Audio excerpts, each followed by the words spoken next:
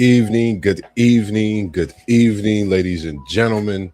We are back with another banger, as one take says. But MossBurgh is here this evening, and I'm borrowing a few of his ad libs and hitting you with another banger this evening. And this evening, it's playoffs that we talking about. It's the NBA playoffs that's going on. So MossBurgh chose to bring you part one of NBA iconic playoff performances. I think we're gonna do a couple of different series with this because there's so many different icon performances out there.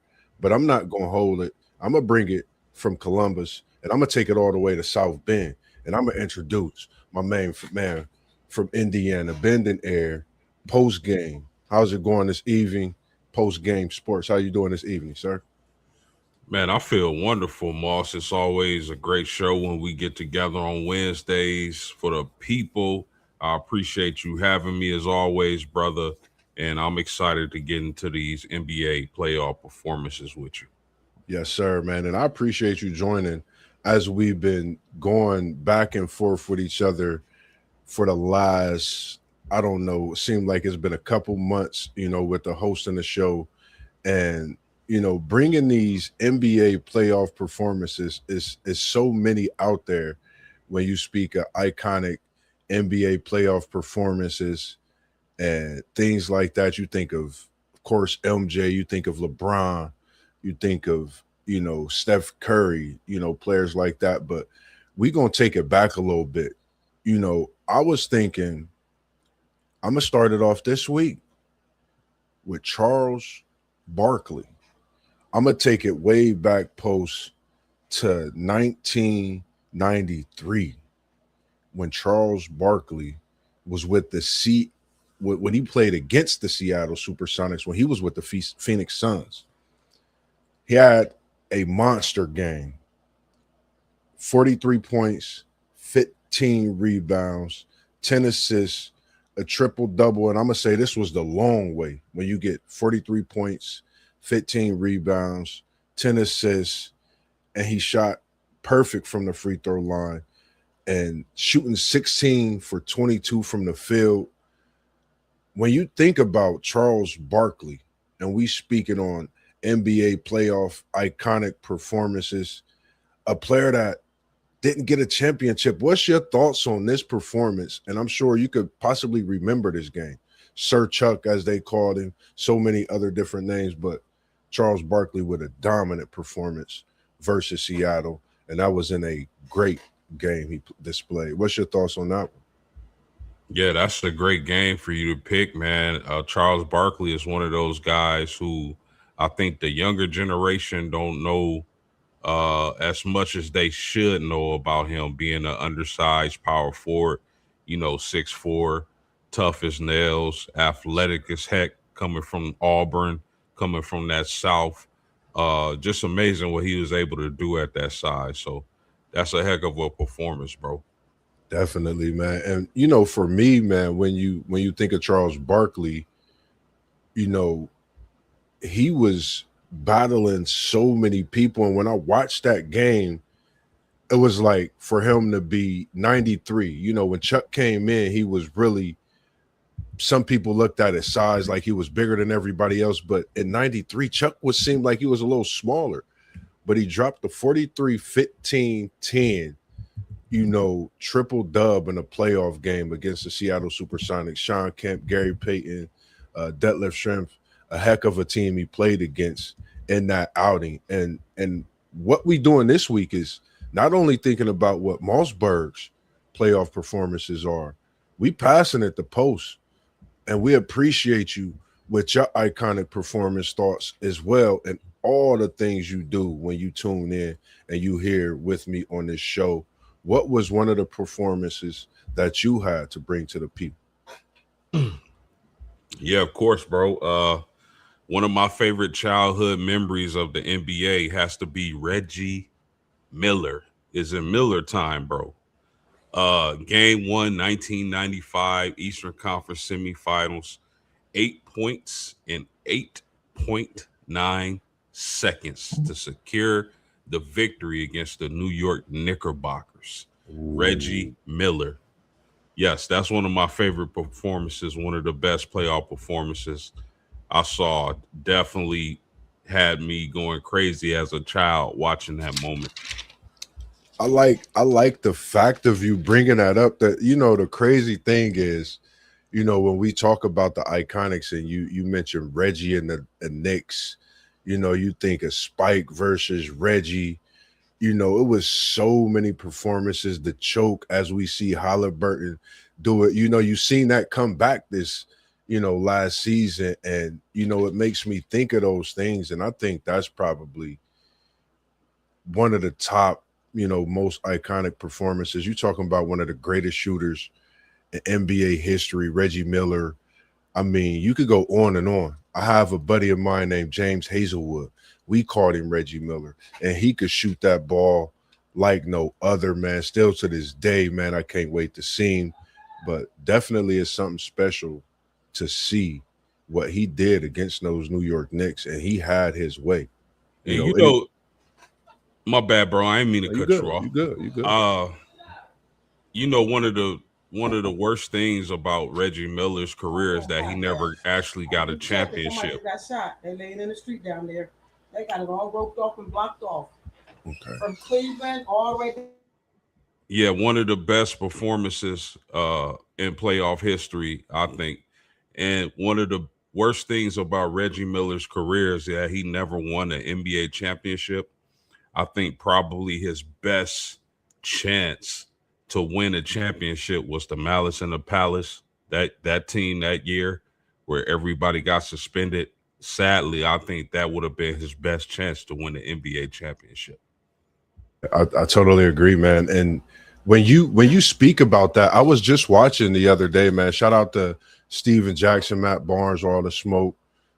What they do with their podcast, and they give some in-depth talks, and they really apologize to Reggie Miller. They were in tears speaking about that because they felt that they owed so much to him, and felt that that was his opportunity, to bring that championship to him. And I agree with you, man. That was, man, you think of so many things when you think of Indiana. You think of the Malice in the Palace, like you said, not to mention that, and just greatness, and another player that was a legend himself. A lot of people put this man in a GOAT post. Um, I'm starting to think that he's really a man that's deserving of GOAT status. And when you talk about legend, it's only one legend that you could really think about, Larry Legend. I really did a lot of research because I've been asking a lot of people about Larry Bird, where he, where's his status when it comes to this GOAT chapter, when it comes to the top five, top four, should it be stretched out a little longer? I went in and I looked at Larry Legend. He put on a performance post game back in 1984 NBA Finals. 34 points, 17 rebounds. I watched this game today twice. I watched highlights for at least 30 minutes. And when you speak on Larry Legend, you're speaking of a pure shooter, a great defender, which some mistake him for, very physical as well. And for me, seeing Larry Legend put up 34 against Magic Johnson, that Los Angeles Laker team, you think about Larry, you think about Magic, and you think about back when they played against each other in in college, and then to bring it to the pro level, and for Larry Legend to be able to drop a 34, 17 rebound game, to me, I think that was special. I think when you talk about iconic, it's a performance, it's a game that you could go watch over and over and learn so much from that game within itself. What's your thoughts on just Larry Legend within itself as well? Yeah, I mean, if he's not the greatest small forward, definitely top two or three. Uh, a lot of people got him number one. Some people got him two behind LeBron James. I'm cool with that. Either way it go. I like Larry, man. His clutch. That dude was clutch. He was fearless, man. And you talk about one of the greatest 3-point shooters of all time, a great rebounder in his own right, and a guy who was tough as nails. A guy along with Magic Johnson who helped save the NBA back in that time. So shout out to Larry Legend, bro. Yes, sir. Yes, sir. I agree. And we gonna pass the mic. We not rapping, but we cooking up, as MossBurgh say here on WTP Sports Dudes. And I'm gonna pass it on over to Post because I know he got something cooking up that he want to talk about on another iconic NBA playoff performance. Yeah, we can't talk about great NBA playoff performances without talking about the legend. Rest in peace, Kobe Bean Bryant. And I Yes, know a sir. lot of the younger people probably aren't familiar with this performance. But I'm going to take y'all back to May 13th, 2001. Kobe Bryant against the Sacramento Kings. 48 points, 16 rebounds, 9 offensive rebounds. Yes, sir. 9 offensive rebounds. This your two guard. To complete the sweep against the Kings with Shaq fouling out. That game, right? I remember watching that game as a younger, a preteen or teenager. Maybe I was 12 or 13 at the time, but that was one of the greatest single game performances I've seen from a player. Kobe Bryant back in 2001 dropping 48 and 16 boards with the Diesel falling out to complete the sweep against the Sacramento Kings. That's the year they only lost one game in the playoff run against the Philadelphia 76ers. That game, if somebody in the chat is unfamiliar with that game, you need to go check it out. I'm pretty sure it's on YouTube. But Yeah. that performance right there made me realize, like, yo, Kobe is that dude. Definitely. And when you speak of that performance, it's something because our mindset be in the same atmosphere because I have that same game wrote down. And when you talking about being rest in peace to the great, we look at him as one of those guys who Mount Rushmore, you got MJ, you got Bean, you got Brian. It's so many discussions out there. But when your name jumps on this list twice, when we talking iconic performances, that in itself says something. But to double back with that performance, 2002, he came right back in a Western Conference Finals post and dropped another 30. Wasn't 40 this time, but he gave them 30 with 10 rebounds, 7 assists, and 2 steals in a decisive game 7. And if they didn't realize in 01 what Kobe was coming with, he came back in 02. This was during that era where they was on that three-peat. Him and Shaq Fu. That was a name you heard at that time. So, for me, seeing what Kobe was doing, I think he began to elevate his game. 41 year, 30 the next year, but a collective as well as his teammates being more involved in that game and it being so much more. Game 7, decisive, you on the road. What more can you ask for in a young Kobe, Being rest in peace, man. I just, I got him you see that 24, man. That's Bean, man. That's just the legend he was and still is across the basketball world. So, that was mine. Coming back with yours, I think it was only right to go ahead and double back and mention that 2002 because you talk about 2 years where Kobe really, people thought he took too many shots, but I think he was just becoming himself, understanding the game more, having that mentality that it's on my shoulders, to get this win, to get us over the hump, in which he did. And we see what it done for the organization, his legacy, and we still talking about it here today as we speak. And I'm gonna come right back to you and I'm gonna bring it back to you as we talk. And any thoughts on, those performances as we, respect and being respectively that you could think about and what he brought during his playoff era, I would say. Yeah, I watched all those games live as a young a preteen or teenager, one of the two. I was a diehard, still is a diehard Lakers fan, but back then I could not miss a game. Excuse me, I could not miss a game back then. You talk about Shaq and Kobe, the two best players in the league at the time, in my opinion, Yeah. or as my uncle would say back then, Kobe Bryant was the best player in the league. Shaquille O'Neal was the most dominant player in the league. So when you put those two on the same team, it's not shocking that they got the results they got. And watching Kobe evolve and grow, and it's funny when people used to say back then, "Oh, he shoot too much." I was like, my goodness, he a shooting guard. Yeah. That's what he's supposed to do. That's what he's supposed to do. Put up them shots, Post. I agree. Definitely. But yeah, man, it was just a pleasure watching that team, man. That's when basketball was really basketball. Yes, sir. Yes, sir. Any other performance that you had that you want to talk about? I know we got quite a few. We just gonna go back and forth, converse a little bit, because I think we just getting started for the buildup of some of the performances that we got in the bag for the people. Yeah, I'm gonna take the folks back to 1987, and this is one of my favorite players of all time. Hakeem Olajuwon, 1987 Western Conference semifinals against the Seattle Supersonics. Check these numbers out, Moss.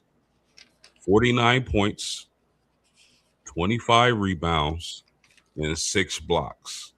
See, they be talking about Jokic like so those numbers, some of those numbers not new to some of us, bro. Yeah. Hakeem Olajuwon was really him. And I wish I had a time machine or something to see him play in this era.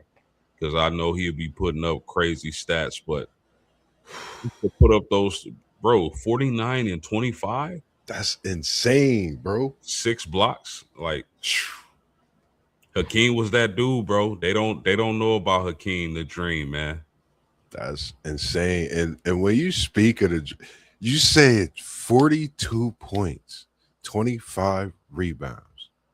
And then you drop 7 blocks on there, folks. 49. 49, my bad. And 25 rebounds. That's crazy, because when you think about what we see today, this was with defense being played, in a time where you had Sampson in the game, you had Moses Malone in the game, you had Dr. J, who was playing the 5 position in the game, Kareem, you had so many greats, Daryl Dawkins playing in these times. And, to be able to do these type of things is something special. I think in today's game, Olajuwon might be a walking 40 to 50, bro. Like, and you talking about a player that elevated his game when the playoffs came. Somebody that just go out and you look at the scoreboard like you do with Tim Duncan. You got a double-double in the third quarter, and you still got a whole fourth quarter left. So it's definitely something special, to be able to speak on Olajuwon. And for those tuning in, if you haven't, done some research, or if you have, definitely go check this game out. Watch the full game. See what we talking about, what we ooh and ahhing about. Because if you put Hakeem Olajuwon at this time, not even in his prime, in the NBA now, he would still get 40 points or 50 points on average. I just think he's really, and I know he's that good. I appreciate. You gotta think about it. He would have so much more room to operate. The game is so much more spread out than what it used to be back in the day. So, I mean, I couldn't imagine the type of points he would score. Hakeem could score. He could do it all, but he could really score. It And was a different. shoot. Oh Yeah. my goodness, man! The dream. If people could have seen the dream. Post, I appreciate that one. I didn't actually even look into the performances he put on when they went on that three-peat of that year, when they did those things in that three-peat. I mean, when you speak of Olajuwon, you can't go but think about the three-peat of what they're doing. We appreciate you tuning in as well, Liam. Thanks for tuning in this evening. So, for me, just being graced to watch him in his prime, even in his time, and seeing the highlights when he played with Sampson at Houston, and then coming to NBA and play against so many great Sampson as well, special. And I'm gonna take it back even just a tad further. You said 89, right, Post? I'm gonna take it. I'm gonna go 9 years earlier. You remember the rivalry I was talking about? Indiana State, Michigan State. That man's name was Irvin Magic Johnson. He came on the scene as a rookie in the NBA Finals Game 6. Big man gone. What did he do? Played all 5 positions post game. This man played all 5 positions, 42 points, 15 rebounds, 7 assists, 3 steals. When you think about a closeout game in Philly, a 20-year-old for an iconic organization, and you go out and drop a iconic playoff performance, game 6 as a rookie, I don't know what more to ask for. We just mentioned Daryl Dawkins. He went baseline and got an and one. I thought the and one was iconic because he got it over Dr. J and went to the bucket on Daryl Dawkins for an and one. And an iconic performance, you can't ask for much more when it comes to a 20-year-old young human being out there trying to live the dream. And Magic, man, you graced this league with so much, man. We appreciate it, which brings us to talk about it today. What's your thoughts on this one, Post? Because I thought this was unbelievable. I watched this game as well, some highlights too to it. So I just thought it was special, man. Iconic, so many more words, man. Yeah, I mean, to ask that guy to play that position and in the biggest game, I mean, it just speaks to the type of player that Magic Johnson was, man. And it's iconic. And if you haven't seen that game, that series, I recommend you take a look. Definitely, man. I agree. And when you said, like you said, go take a look at that series, because that series was going Philly's way.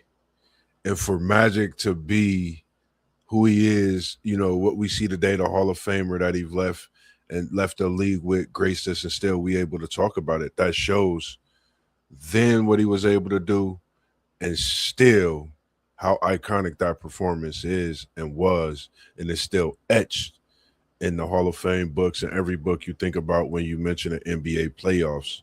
And, when you think about Magic as he spoke on a hook shot, I think, that hook shot, man, in Boston, I remember watching that game too. That was a special game.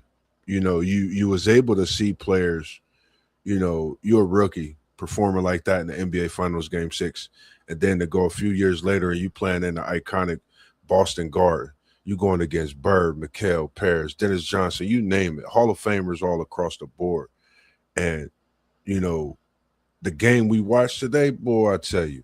But just saying, Magic is special. Any thoughts on Magic, Post, before I come to you? I mean, just in my opinion, the greatest point guard ever. Man, I agree. And we're going to bring another one from post game because I don't know. We cooking in fish grease right now. Shout out to KT's Good Eats this weekend. We will be on the food truck. We will be cooking up. We got some of them famous chicken wings for you. We got some of that fish for you. We got them famous sides as well. And we will be at 3341 Winchester Pike. That's Winton Farms Market out there on the far east side of the city, Columbus, Ohio. Make sure all you foodies, you come out and you grab some great eats from Mr. Burr and his wife, man. It's been a great thing and a blessing. And I'm going to come to you, Post, as we was waiting for that great next iconic NBA performance splash from post game. Yeah, I'm going to take it back to 2006, MossBurgh. Ooh. Dirk Nowitzki. 50 points, 5 or 6 from the 3-point line. Mavericks take a 3-2 lead. Dirk was awesome, man. A lot of people say, I know I've seen a clip of Shaq saying he was really a small forward, but that dude was just about 7 foot. And the way he could post the iconic fadeaway, Yeah, uh, the having LeBron James and D Wade making fun of you, and then you busting their ass that same game, and man. then ultimately getting that championship against the Heat in the upset. So I mean, Dirk was that dude, bruh. The Yeah, fadeaway, I had it down packed for a few years. I yeah. don't know about now, but a few years I had the fadeaway down pat. I agree, man. It's when you mention that, like I remember Dirk when he had it up at top when he made that crossover move, left hand to the cup. His fadeaway is so iconic. It's on the 2K game now. It's etched. I've seen so many people use it. You talking about the big German as they talked about, and when you think of Dirk, for us it was like seeing a Larry Bird reinvigorated, but we was actually blessed to see Dirk Nowitzki. We was blessed to see Larry Legend. It was just passing of the torch. We seen him from German, a big 7-footer that could shoot the ball from anywhere on the floor, take the ball to the cup, strength of no other, length of no other. And when the game was on the line, when you need that bucket, you know who to go to. You go to Dirk, the whiskey. You know what he could bring you, and he definitely brought that Dallas franchise a championship, and that's something Mark Cuban really built a great team and a great organization while he was there, and it's just a great thing, and seeing what Dirk has done over his years in the NBA. He blessed us with greatness, and I think talking about this, it gives me the thought is Dirk. I think that was when we really noticed the world players. We had the USA, but I think Dirk, you had Steve Nash, of course. You had you could go across the board, Stojakovic, Vlade Divac. I mean, we had a slew of them, Sabonis. I mean, so many greats. Peja, I don't want to forget Dirk's somebody over there with Dirk that I ain't want to forget about. Berea, the little guy, a few others, but just seeing how they came to the NBA and changed it. Manu Ginobili, thank you, and I appreciate that, Liam. I think it was just special to see, as well as Tony Parker. You think about so many different names when you think of what the NBA has evolved to and what it's become, and some of these iconic performances coming from them. And it's That just, left. man, that lift strength. Man, it's good seeing you in here, Liam, with that basketball knowledge as well. And definitely you can reach out to us, WTPsports.com, for anyone that want to join the show. You could reach out. We could definitely have you on, have some talks for you on your teams respectively, and even join us in the chat on what we talking about and what we have going for the show as well. I think it's on me. I think you passed the mic to me without me even saying it, but just the way we going, man. I appreciate you this evening, Post, and it's been a pleasure having you as we continue to indulge in some of these NBA iconic playoff performances. Oh, always, bro. When you think about scoring points, it takes for somebody to do what to score that point, Post? They got to give you that ball. So I brought a player in that, for me in my time of watching basketball, watching the game, I thought not only did he pass the ball great, but he kept a lot of great players from getting to that pinnacle in times of his career. And I'm talking about John Stockton. He passed the ball to the mailman many times, but this one time in the NBA Finals, Stockton went crazy. Game winner, sent Utah to the NBA Finals. And when you're talking about a city being brought to everything that the organization invested, not just invested in, but what they put into Karl Malone, John Stockton, they built so much of a team in Utah. John Stockton was so emotional after hitting that game winning shot. You're talking about a player that don't shoot the ball rarely, but when you see him shoot the ball, his wrist pops because he could do that.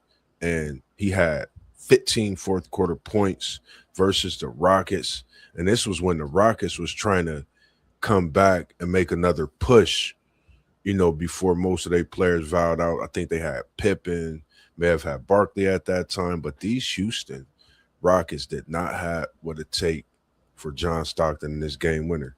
Anything you could think about when we mention the name John Stockton, I know we talking about iconic playoff performance when we talk about scoring, but this one stood out to me, because of him being so much of an assist leader throughout his career.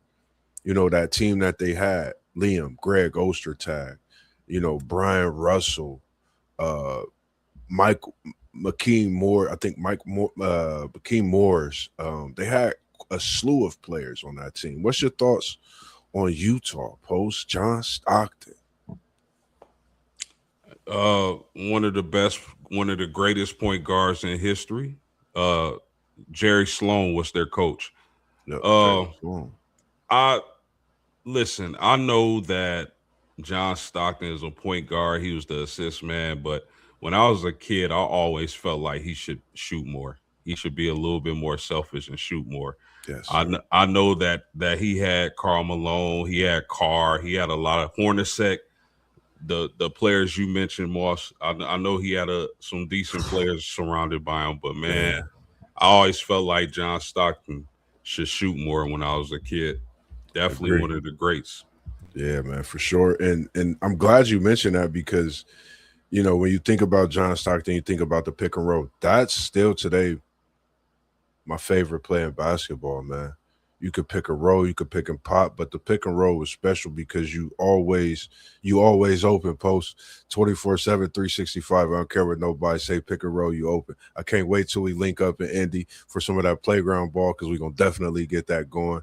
But when you think of that, my cousin and I, man, shout out to my cousin Dink, man, we used to do the pick and roll. And John Stockton, if it wasn't for him, watching him do the pick and roll, I would have never even ran the play, thought of the play. So, think of the pick and roll today, the pick and pop, the pick, all of that. Go watch Stockton Malone. I guarantee if you love the pick and pop, you haven't even seen the pick and roll until you watch Stockton to Malone. Something special, something iconic within itself. Just hearing that name and knowing that's what they did over so many years together. And Liam, we appreciate you with all your great comments. He said, remember your point to his shorts and say longer than that. I'm not walking around like that. And I had some high school Stockton shorts at East High School. I bought in. I loved them joints. I said, if the shorts don't make you, you the player that make them shorts. And Stockton was one that reinvented what he did when you wear them shorts, man. We appreciate it as well. And I'm going to come right back to you, Post. As we doing what we do, we passing the torch back and forth. So I'm going to come over from C-Bus. I know we on screen, but I'm going to touch the screen and go ahead and get the South Bend for you. What you talking about now on the iconic side? Hey, like I used to tell my guards when we were playing, throw it here. Whether it's up here or down, throw it here. Right there. I'm going to catch it, I promise. Every time, man. Every time. The playoff performance I want to look at, I got to look at one of the players that helped mold my game coming up, being an undersized post player. I'm going to Tim Duncan, and I'm going 2003 NBA Finals. He messed around and almost got a quadruple double, bro, to end the series. And I'm talking about 21 points, 20 rebounds, 10 assists, and 8 blocks. The dunk truck, Tim Duncan, one of my favorite players to watch. I can watch Duncan all day. I know some people say he was boring. He was the big fundamental. Not to this basketball mind. That's exciting to me. The way that dude would face up and go off glass, that bankroll. Oh my goodness, man. Tim Duncan, what an amazing performance, bro. Man, I remember that game, bro. I was stiffing like this is incredible. every game that we speaking on, please go back, check the footage, watch the film. You'll definitely enjoy, man. When you speak on Tim Duncan, they call him the big fundamental. You talking about a goat, man. Tim Duncan was special. Like Liam said, man, Wake Forest, man, something that, the islands, he came from the islands, man, and blessed these states with something special. You went down to Texas, gave them Twin Towers. You gave them, a big man in Texas. They was used to big things in Texas, but I don't think they was ready for the man from the Virgin Islands, big fundamental, but they were. And they welcomed him with open arms, and he was just a great man, for that organization. I think for me, watching him, the bank shot, that soft pull up, anybody Tim Duncan went against, he double. You very seldomly seen Tim Duncan have a bad game. I mean, just watching what he did was special. Said the West was a beast then too. Spurs, Mavs, Blazers, Kings, Lakers.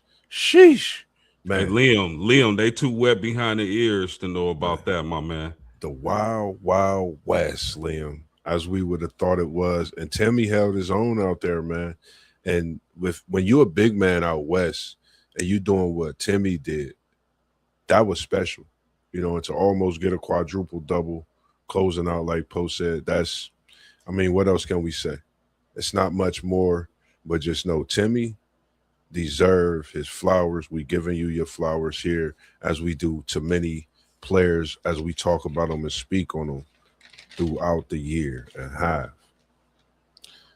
Man, you just took me back. You got me ready to hoop with that one, Post. I'm not even gonna lie to you.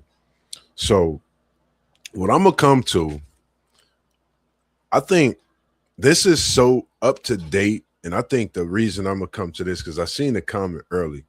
They talked about him, and we gonna talk about him because he is king. We know how y'all feel about all the iconic games when it come to LeBron James. So for me, the one iconic game I'm gonna talk about, and it's more because of the reason I have it as an iconic game. Post, bear with me on this one. They in the process of sweeping the Houston Rockets. LeBron is playing without two superstars. One of them I see as a Hall of Famer right now in his career. One who could really be the MVP. I mean, so many things. And we talking about Luka. We talking about AR-15. In this case, LeBron James did his thing against the Houston Rockets. They were down 6 with 30 left, overtime, 29 points, 13 rebounds, 6 assists, 3 steals, and a block. Now, the reason it's so iconic, Post, this elevates King James, LeBron James, as they call him, 187th career playoff victory. Have anyone or would anyone have thought that he would have more playoff victories himself than a franchise?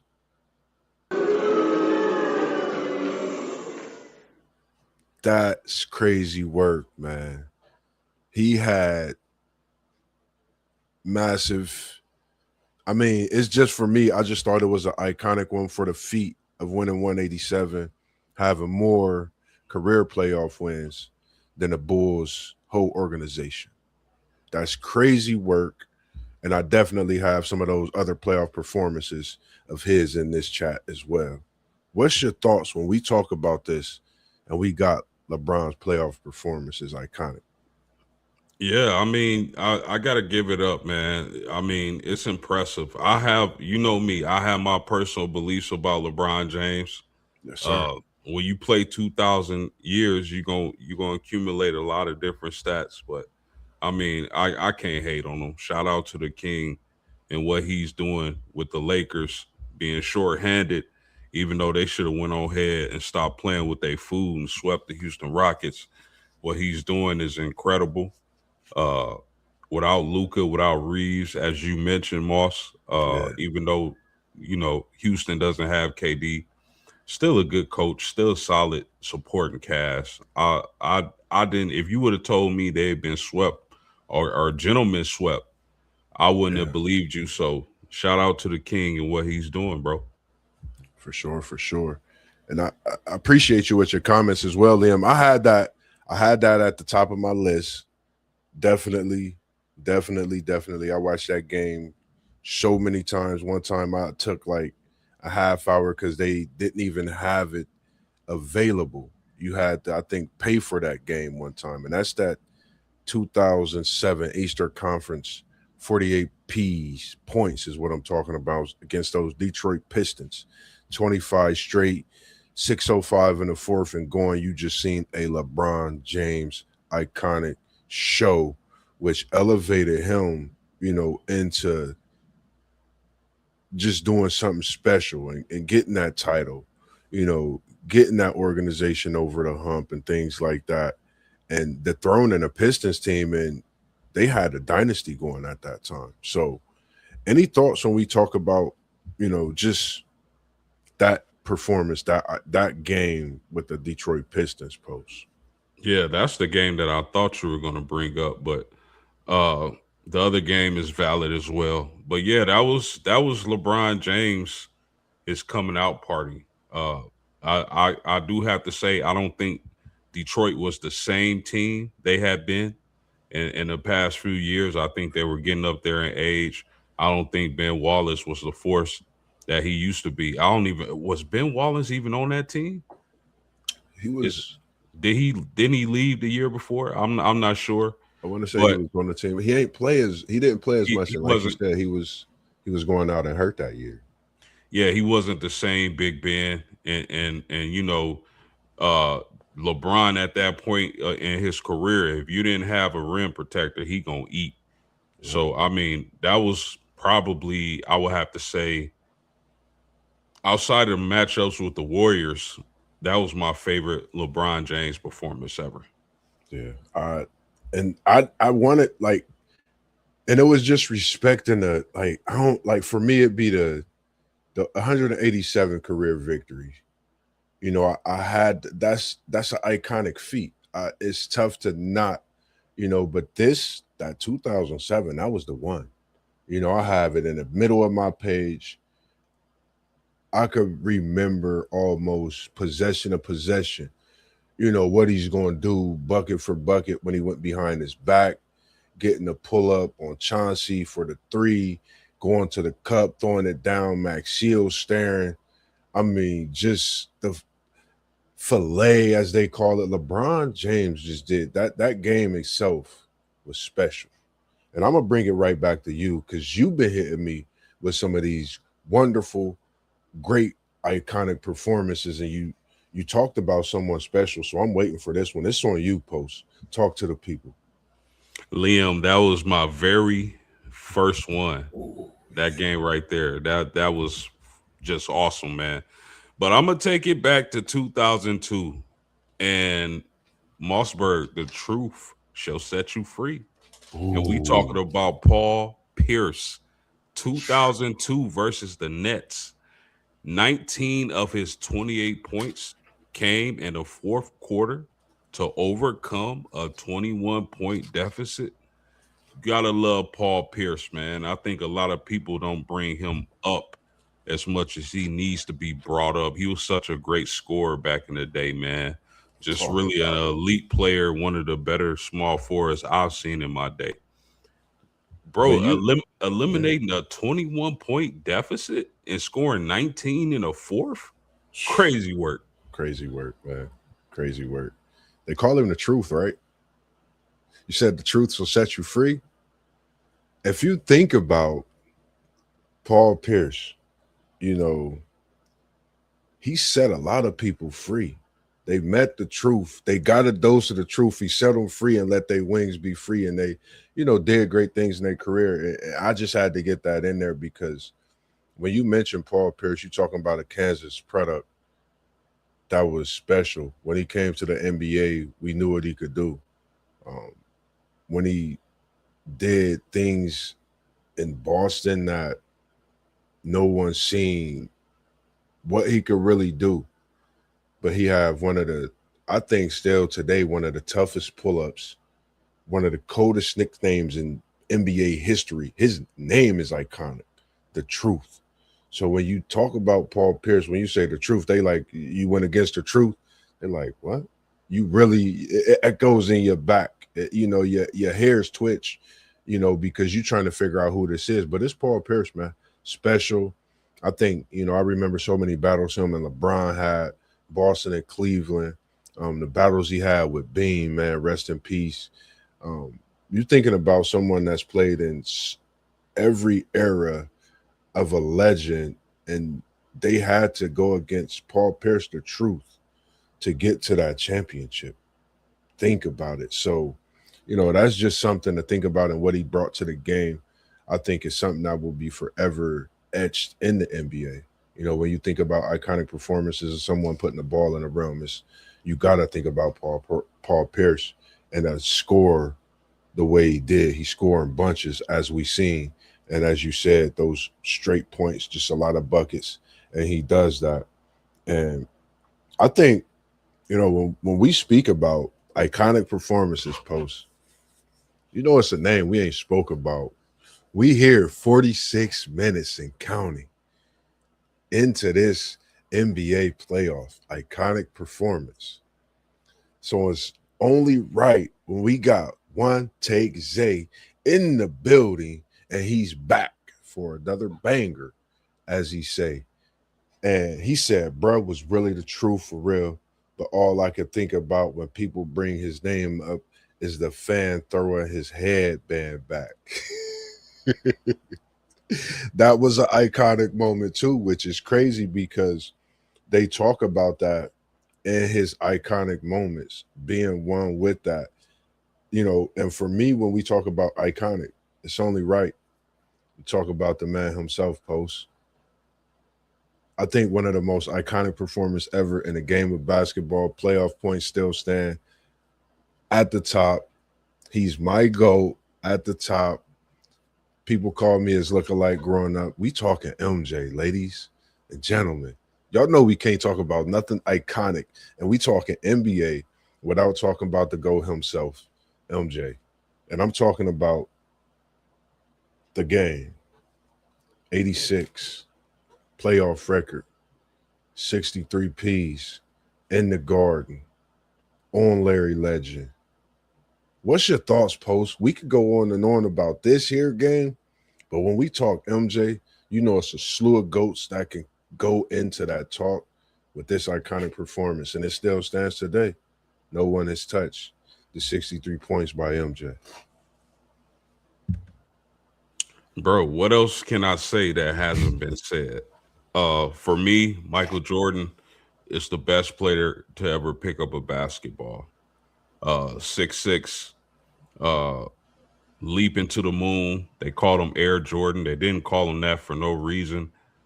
Huge hands, a great defender, 9-time first team all defense. Can mix you up, take you down low, mid range. You know how I like to say it: low post, mid post, high post. Mike did it all. He can dunk on you. He was dunking on 7-footers back then.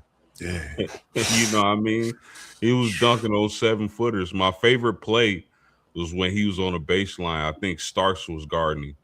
And then he drove. Ewan came to help, and he went back around. Then he spent back and dunked on Ewan. That was tough right there. Double nickel. But yeah, bro, there's nothing else to say. I think people are crazy when they say, and in respect to Brian, but I think people are crazy when they say he's better than Jordan. Anytime I hear somebody say that, I say, you must not know nothing about basketball. That's just me. I think MJ is the GOAT, the black cat, Air Jordan. That dude was 6'6", running a 4.3. And they wonder why he like Ferraris. He giving you Ferrari speed while he's out on the court doing his deeds. I think, for me, when you think of iconic performances, playoffs, you spoke on the double nickel in the Garden. I mean, it's playoff performance after playoff performance, when you talk about Mike, it's one after another. I even have that shot. You think about the shot as they call it. And that's another series where he just dominated and did things, had fans going home, tears drowning from their faces. I mean, it's like you said, Post, what can we say that no one hasn't said when it comes to the GOAT, MJ? And I'm gonna stop what I'm saying and I'm gonna pass the mic to you because I know you got another great one and we could tap into that as we continue to what we do best this evening. Yeah. So the guy I'm gonna bring up for all-time great playoff performances is a guy. A lot of people argue that when you talk about LeBron James and this being his era recently, some people think it was actually Steph Curry's era. But I Sir. want to pull up. I want to pull up one performance, bro, and that was 2023. Yes, sir, Zay. 2023 against the Kings in the first round, Game 7, 50 burger, which I believe is still a record for a Game 7. 50 burger to clinch the series in a Game 7. All time great playoff performance, bro.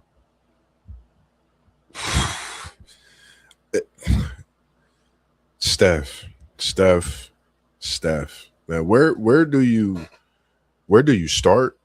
Where do you stop?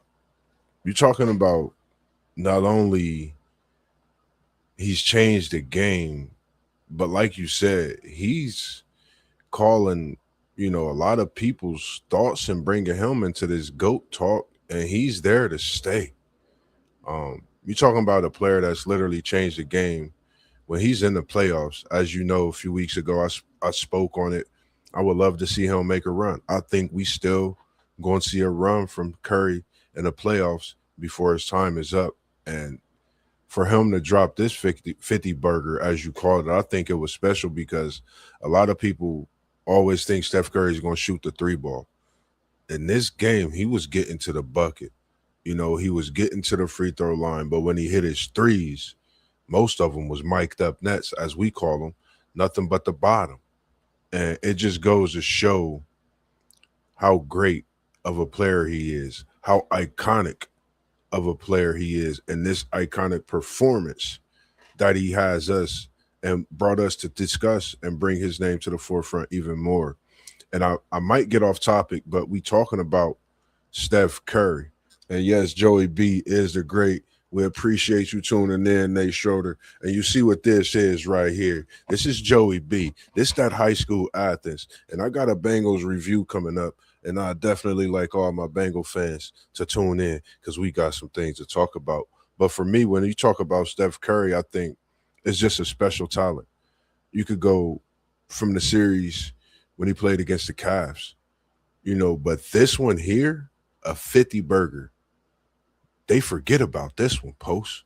They forget about this one, and I'm glad you brought it up. And I was just reading about Steph Curry and his shoe deal, so many things that he's done. We appreciate the sub, Nate. Make sure you sub to all the channels you see at the bottom as well, scrolling across. Also, we appreciate you live from Cincy, and make sure that you reach out, WTPSportsDudes.com.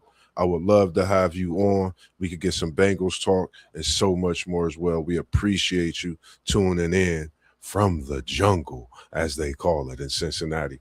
But when you, as we were, talking about Steph Curry, special, excellent sniper, as they say, when you hear sniper referring to Kevin Durant, but I think when you talk about the three-pointer, the way it's changed, you see 63 pointers being taken a game. You see 53 pointers taken in a game. I don't think that really happened on a consistent basis until Steph touched ground in the NBA. You're talking about shooting the ball from places you've never seen it shot before on a consistent. Let me let me ask you a question, MossBurgh. Yes, sir. Who do you think influenced the people more, Steph Curry or LeBron James? This is deep. This is a deep one. Just I think influenced. you got to go with Steph Curry because I think the basketball game today shows his influence, not just a basketball game. I got my game system, which I'll be getting on and working on my gaming channel as well. He changed the game on the game system. They don't even shoot 2-pointers in the game. They'll have a free layup post. They could dunk on the game and they will swing the ball out for a 3-pointer.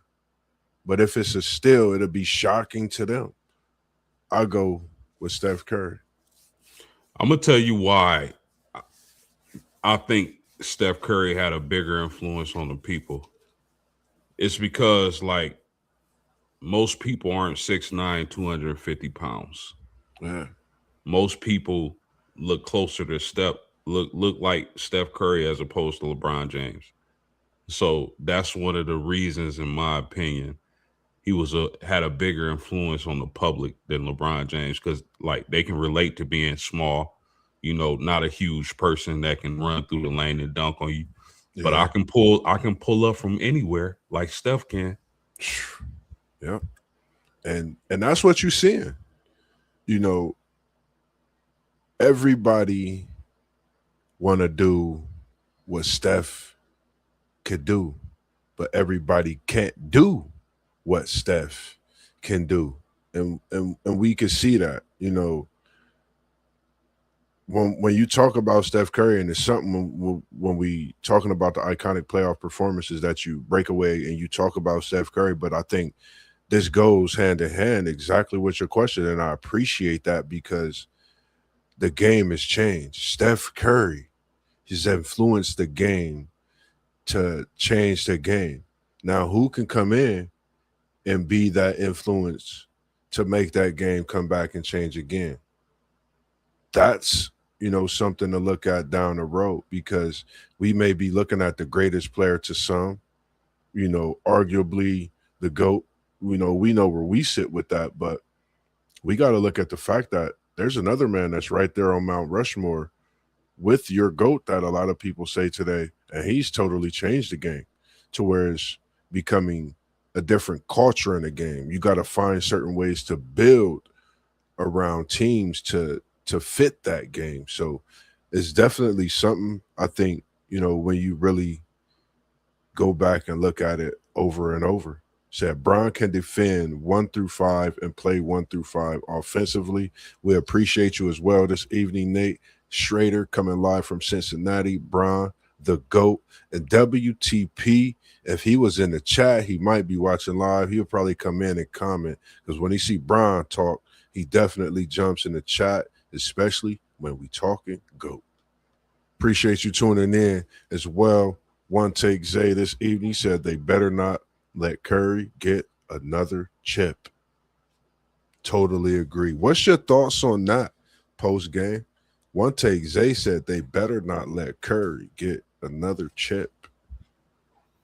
Yeah, they better hope he doesn't, because that's going to probably end the argument. Yeah. It's going to end the argument. I agree. That's crazy. But at this point, bro, they talking about Steph Curry or Steve Kerr moving on. What kind of team can you put around Steph Curry at this age of his career that can compete for a title? Yeah. So many guys are getting injured, man. So I would like to see it. I would like to see Steph Curry. I think it's good for basketball if he's able to go on another run like he did earlier in his career. So we'll see what happens. I agree. Totally agree.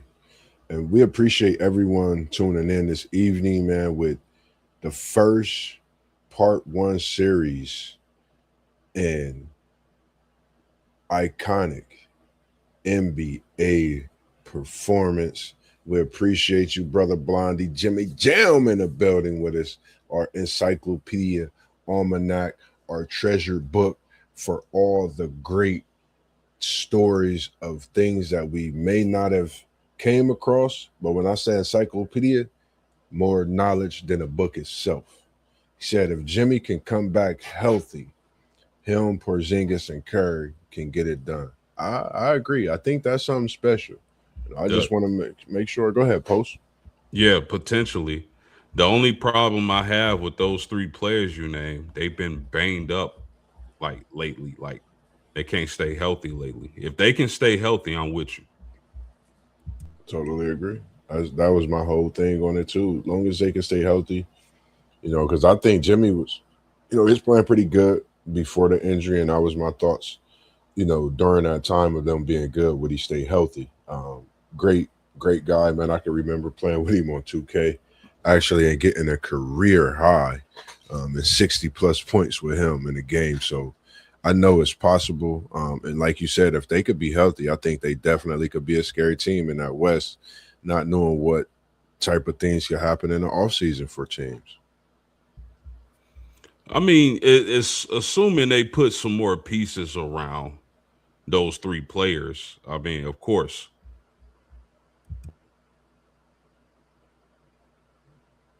The brother Blondie, he said, and by the way, Klay Thompson is more of a global icon than Megan Thee Stallion. Brother Blondie, Jimmy Jam, Mr. Encyclopedia, we appreciate you. Any other ones you have for us this evening, Post? Yeah, we can go all night if you want to, man. I already know, man. We could go all night. We could mess around and go to the early morning. We want to keep the people thinking. We coming, but I want one you got because I know you got a banger for us. Yeah, man. One of the best playoff performances that I'm going to bring up happened in 2019. 27 points, 17 rebounds, 7 assists. Kawhi the Claw Leonard to secure Toronto's first NBA Finals appearance against the Milwaukee Bucks. Special. I was over Giannis. I was Chris Middleton. I was Lopez. I can't remember if they had Tucker on that squad then, but they had the Greek Freak. That was when, the Bucks was feeling that they could get over that hump, but the Claw and you talking about will the organization brought a country and in so many ways something special, something iconic. And for me, I really didn't do a lot of research or look too much more on Canada until some of those things happened with what Kawhi Leonard did. He really shook the landscape when he won that championship in Toronto, and to get them where he got them, I think that was special. Going against the team you did, really being yourself and doing these things. And we can't forget Kawhi came from an organization where he did win titles. This is Kawhi's first time being on his own with the organization. All eyes on Kawhi. What can he do on his own? Is this someone we could really look at as being one of the top players in the NBA? He went and proved it, done it. And I think we got to give his credit, give him his flowers, because that wasn't an easy run, what he did in Toronto, but he did it. And he did it against some of the greatest players in that East that year. So respect is given to what he's done for sure when it comes to the call, Kawhi Leonard. Yeah, 100%. Got brother Blondie coming in and get some of the questions answered. She said Brown averaged 34, 9, and 9 in that 2018 playoffs. I'd give anything to go back in time and watch that live again. Definitely something special. And we got brother Blondie again. He said Kawhi Leonard is still the only player in NBA history to hit a buzzer beater to win a game 7 during the championship run. Yes, sir. And we have Nate again, and we appreciate you, Nate, coming in from Cincinnati. Who they in the building? Yes, indeed. He said, let's be honest, though. Toronto is lucky KD went out and Clay. Man, special because man, I think that's the series to where, for me, I would have loved to see Kevin Durant healthy because when they matched up against each other, it was like you was really seeing him and Kawhi really, go at it against each other in that series, before that did happen. But man, that could be left for a what if. You should go back, check out our What If Wednesday segment that I had started towards the end of March. Mr. Nate started a What If Wednesday and finished up with part 5. We're going to definitely come back to that, and I'm definitely going to keep you in mind when we speak on that as well. He said, but he definitely deserved the flowers. I agree. He said, no doubt. I was hyped to see the matchup, best defender versus best scorer. I totally agree.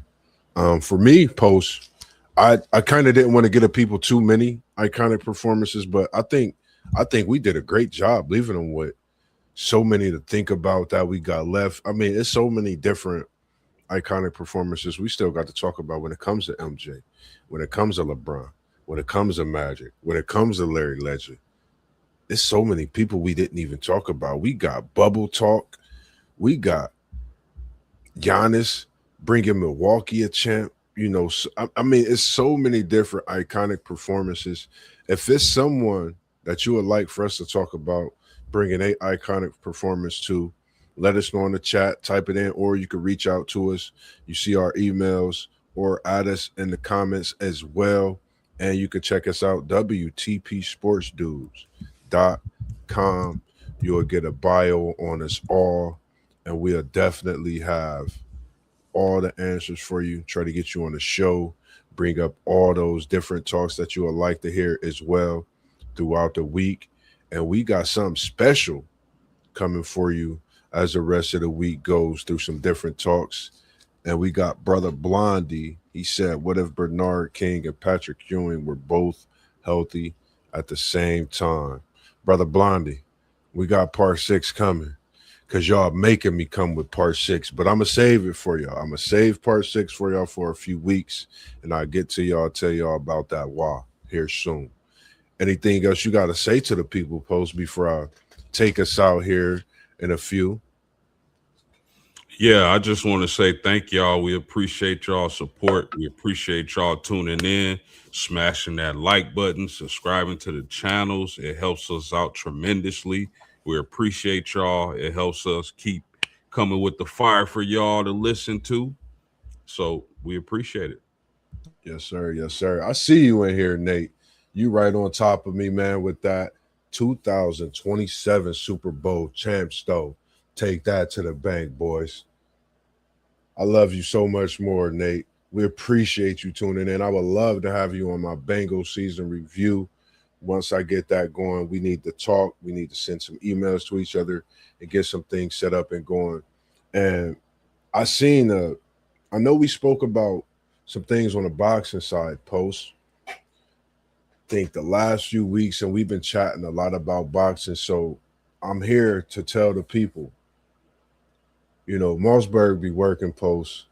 Next Wednesday, we won't be bringing you part 2, but we bringing you a conversation with MossBurgh featuring Columbus, Ohio legend, Mr. Vonzell Johnson, live from Douglas Rec Center. We're going to get a talk with one of the boxing greats of our city, of our state here, who's doing some special work with Mr. Linnell Walton as he's preparing himself for these nationals, man. And we just want to thank him. I'm going to give him his flowers as I do when I see him, but I'm going to give him here live, man. We appreciate what you do, Mr. Vonzell Johnson, and I can't wait to sit down and have that one-on-one conversation with MossBurgh, with yourself. Looking forward to it, man. And I try to bring everything to the people, man, behind closed doors. We do a lot of work, and it's just a part of what we do, man. Try to bring you guys one-on-ones and so many different things. Outside of that, man, it was just a great show. Great having you on this evening, Post, man. And when I say I appreciate you always tuning in for my Wednesday shows, being here, Without you, I don't think I could get this done as easy as it is, man. Without you, it's not easy. With you, it's easy peasy, lemon squeezy, as they say, man. Makes things so much better, and I greatly appreciate it. Ali is mine as well, Mr. Schrader. So we'll definitely be bringing some more boxing talks to you as well. We just getting started, man, with what we do. I told y'all 26 is going to heat up. And when we say we're going to be on the heater, we're going to be on that heater like Curry was on that 50 burger that post game was talking about, as well as all these other iconic performances that we've been talking about, man. But as for us this evening, man, we about to get out of here so we can get ready to bring you another show, get some work done through the night as we do. But anything else you want to say to the people again before we get out of here, Post? Oh, thank y'all for tuning in. Like, share, subscribe. As always, man, y'all know what we do, man. We always come in the building a little bit, and then we take our time to get out because we don't want to leave y'all. But we got to go, man. We got to get the, you know what, up out of here, as they always say, man, when you was younger, because that's what you do, man. You just having fun and we doing what we do best. But we appreciate y'all all tuning in. Make sure y'all go follow all the channels y'all see at the bottom. And KT's Good Eats, we going to be cooking it up all this weekend, Friday, Saturday, and Sunday. Make sure you come out and you get some good grub. We appreciate y'all tuning in. Much love, as we always do. Peace. We out.